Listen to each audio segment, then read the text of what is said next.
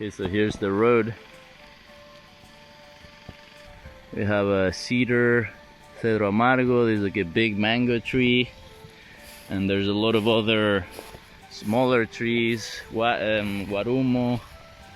This looks like aguacate de monte, but nice.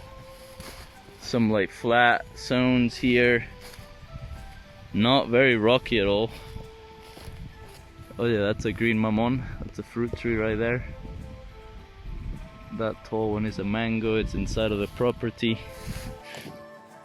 Here's like the line over there with the neighbor. Meets the road.